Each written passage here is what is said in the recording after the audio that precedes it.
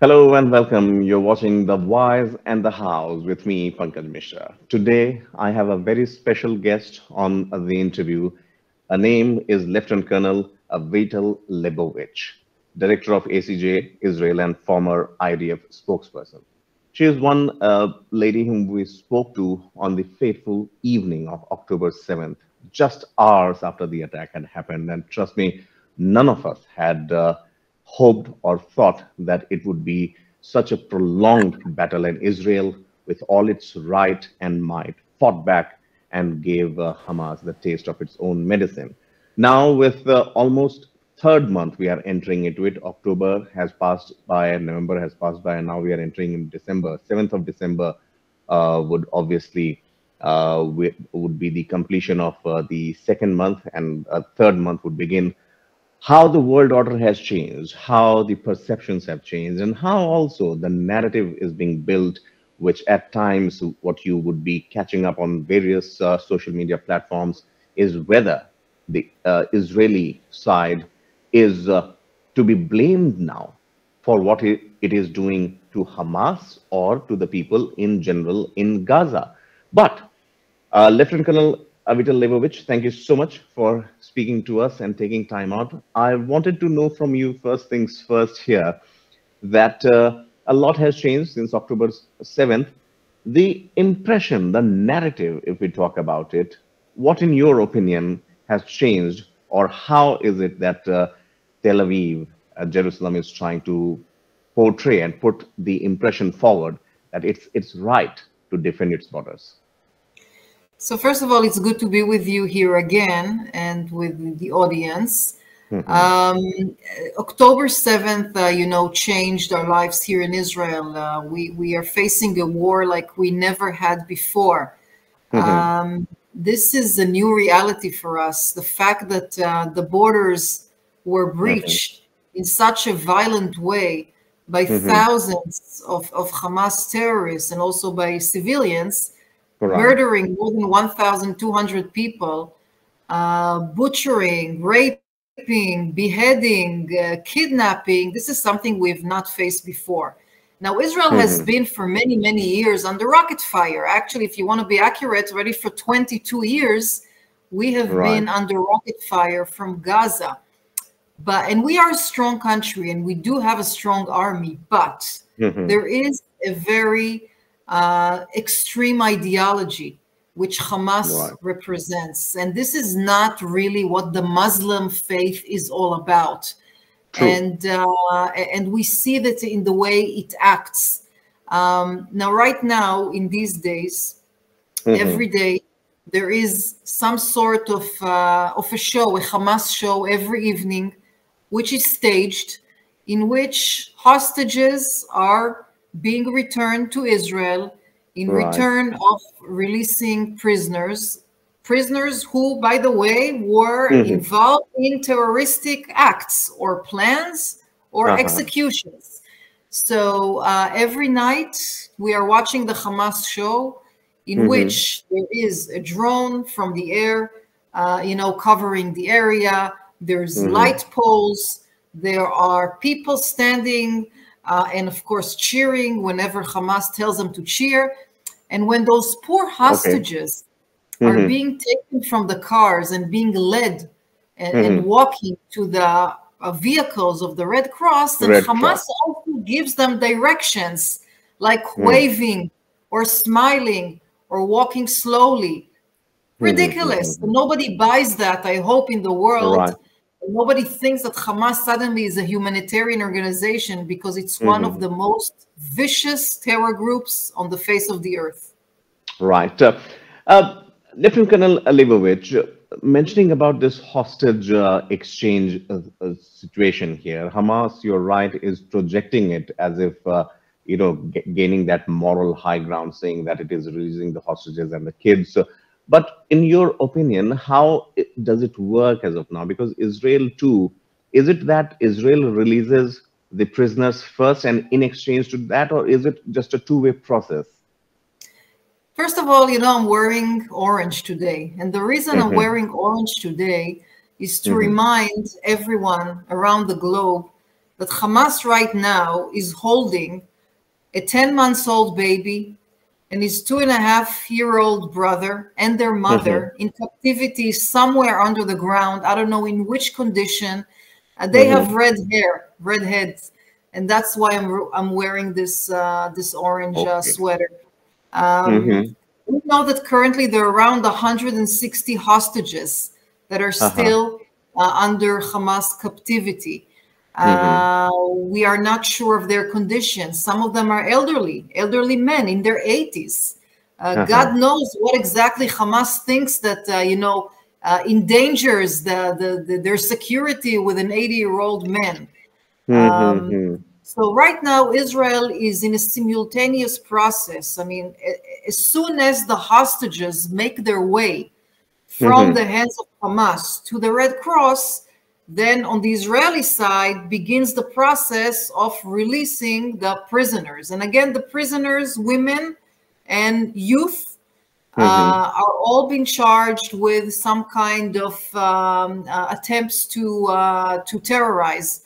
For example, one of the prisoners who will be released today, a young student in university, she shared information on social media calling for the extinction of Israel, for example.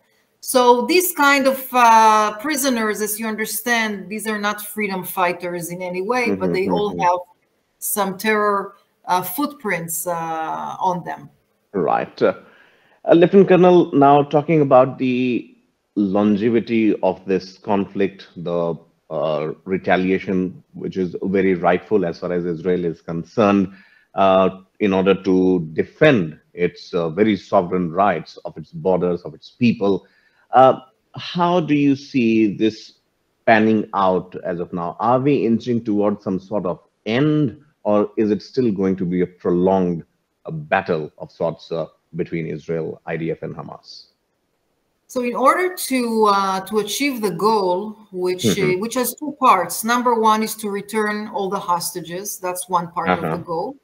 Second part of the goal, and maybe the most challenging one, would be to replace Hamas as the government in control of Gaza and eliminate that government.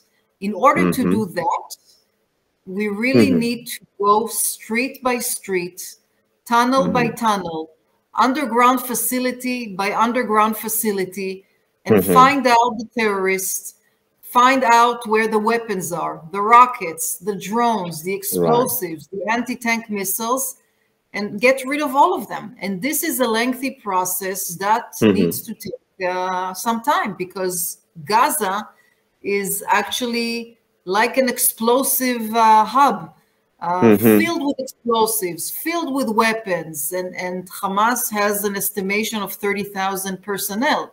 So we do need to carefully operate on the ground and from the air, by the way, and also from the sea, in order to get these results, and this will take time. Indeed, a long haul, no doubt, because we saw the visuals coming in from Al-Shifa hospital, or for that matter, other hospital and educational institutions, and the way Hamas had stacked rocket launchers, guns, grenades there. It seemed as if very unreal to me, per se, and the whole world also saw it, how these institutions of public learning were actually made as as a go down for safe passage for the terrorists of Hamas. In that light, ma'am, IDF has been doing an outstanding job. They are battling on two fronts. The first one is the terror front and how to clear that. The second one is the narrative part, and IDF has been regularly putting up videos debunking what the Hamas has trying to portray to the world. How important do you think that this continuity of debunking the misinformation is also crucial? Look, right now in Israel, we have approximately 2,000 foreign media reporters. In Gaza, there is none. Why is there none? Because only the Palestinians are controlling the footage that goes out of Gaza. Therefore, what the IDF did very cleverly, if I may say, has recruited dozens of photographers, military photographers, who are Mm-hmm. actually taking those pictures that maybe you have seen and others have seen in India, and Mm-hmm. actually providing an insight to underneath the ground and also to what we discovered, whether it's weapon caches in a mosque, whether it's Mm-hmm. underground tunnel which begins in a school and ends in a UNRWA clinic, whether Uh-huh. it's a tunnel under a hospital. By the way, in most of the hospitals, since Mm-hmm. you mentioned it, most of the Right. hospitals have some sort of an underground facility which serve as some sort of a command center of the local brigade of Hamas. So that Mm-hmm. is not something new, but it's shocking indeed to see that you have the oncology ward on one floor, and underneath the floor you have some sort of a terroristic office with rockets, with grenades, and so on. So of Right. course Israel is keen to show the world this information. This is very, very important. There is a lot of fake Mm-hmm. news, fake information. True. Hamas, unlike Israel, is lying all the time, 24/7. So we must show the evidence for Mm-hmm. whatever we are speaking about, and that's the reason why Israel is investing in these Mm. kind of pictures and footage. Absolutely, ma'am. As it is said that modern day war is not just fought in the battlefield, but also on the television screens now, or mobile screens, your tabs and everything. One crucial aspect that comes out of this debunking theory is that there are still voices who are raising a question on the humanitarian aspect of this retaliation from the Israeli side, and I would call it countering terrorism, Hamas terrorism by Israel. What, in your opinion, should be the message to those voices who believe that Hamas, whether it has the support of the people or not? You mentioned that there were several stages of attack on October 7th. It was not just one-off attack. So, do you believe that Hamas, in a way, needs to be treated with equal power and equal offensive in order to make a statement, and the humanitarian aspect at least does not apply on the terrorists? Look, I'll be very blunt here. Israel is not looking to target civilians, and Hmm. civilians have the right to live and to exist and to have water and to have food and to have humanitarian needs as they need.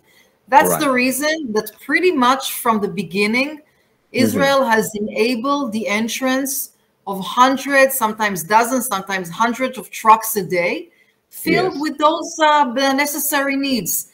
Now, Hamas, on the other hand, what we Hmm. are seeing, and we just saw this 2 days ago, Hamas Hmm. wanted the trucks to reach a certain area in Gaza, the northern part, Hmm. but it also wants to pressure and show the world that Israel is not supplying humanitarian aid.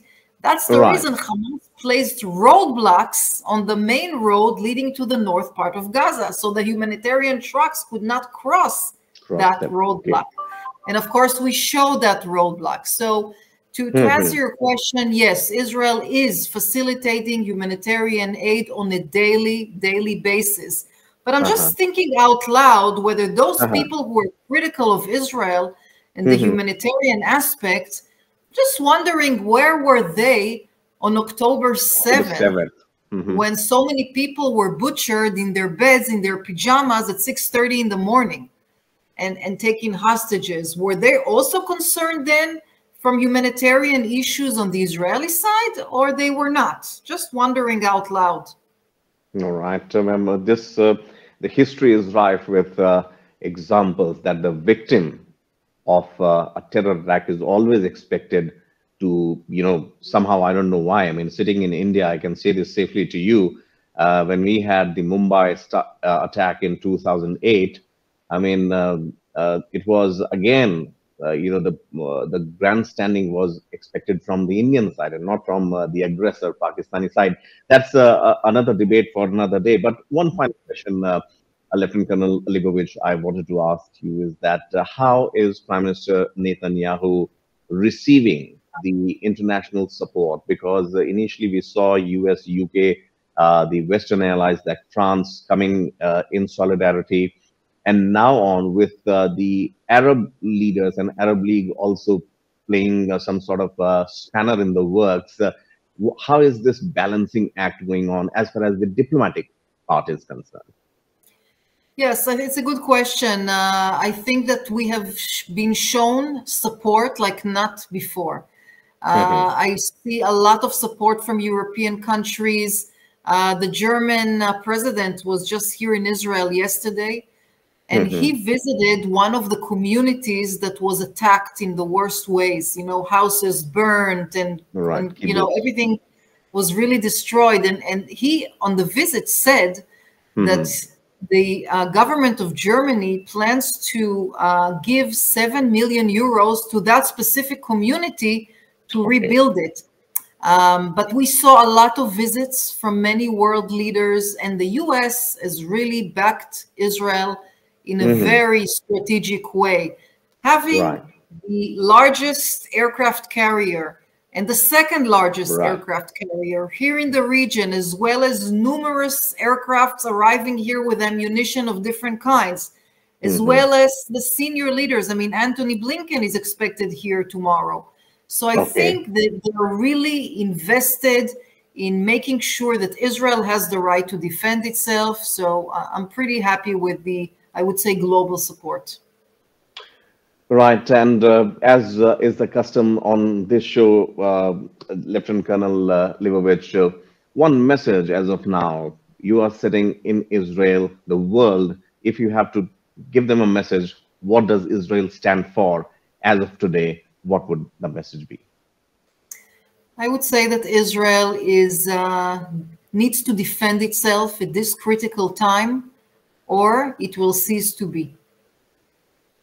Okay, well, so that's only one option that Israel has as of now here. And needless to say, with all its right and might, Israel is putting its best foot forward as far as dismantling the terror network of Hamas is concerned. Lieutenant Colonel Avital Leibovich, former spokesperson of IDF, joining us on the show. Thank you so much. We wish you and your country and your family all the very best. Our thoughts and prayers are always there with you as you continue to show the world that what should prevail in the light of democracy and truth. Thank you so much for speaking to us. Thank you very much for the opportunity. Thank you.